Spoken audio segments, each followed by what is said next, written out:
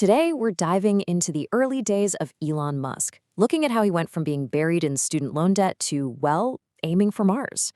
It's a story all about turning absolutely massive risks into even bigger rewards.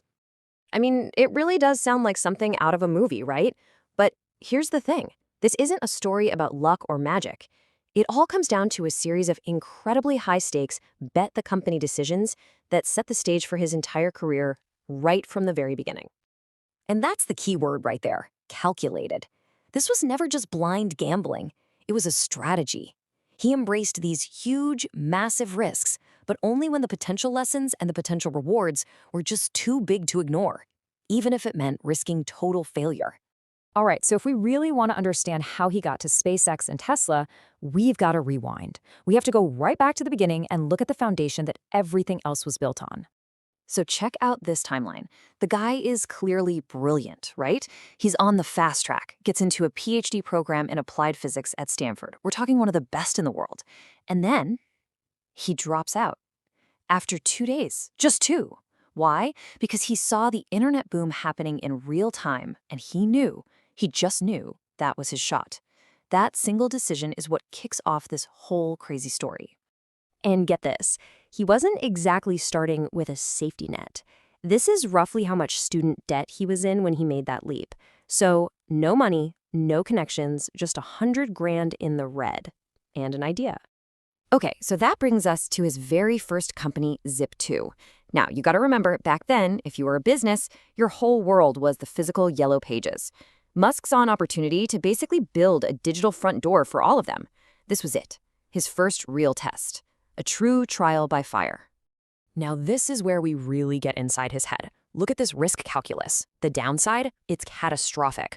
We're talking more debt, complete and total failure, years of his life just gone. But the upside, and this is so important, it wasn't just about the money. It was about learning, proving a concept could actually work, and earning the credibility he'd need for the future. The experience itself was the asset. And this quote just says it all, doesn't it? This wasn't some glamorous Silicon Valley startup life. This was the real, unvarnished grind. Sleeping in the office, showering at the YMCA, working around the clock on a single computer. The man was completely, 100% all in. And then, the payoff. In 1999, the computer giant Compaq bought Zip2 for $307 million in cash. Just think about that for a second. The leap from showering at the YMCA to that number, it's just staggering. So his personal cut from that deal was $22 million. And he's only 28 years old. Now, for pretty much anyone else on the planet, that's it. Story's over, you buy an island, you're set for life. But not for him. For him, this wasn't I made it money. This was fuel. It was just the startup capital for the next, even bigger bet. So let's talk about what came next. Because he didn't just buy an island. He immediately took almost all of his winnings and pushed his chips right back onto the table.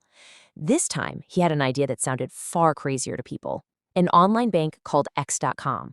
His goal was to drag the entire slow, ancient banking industry into the internet age. And this chart, wow, it tells the whole story.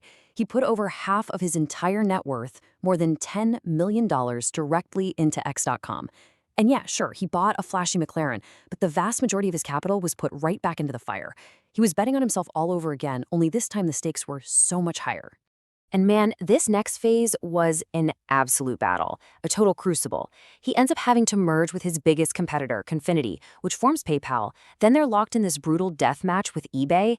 And then, in the middle of all of it, he gets kicked out as CEO by his own board while he was on his honeymoon. You just can't make this stuff up. But somehow, through all of that chaos, the company survived. And then, in this wild turn of events, their arch nemesis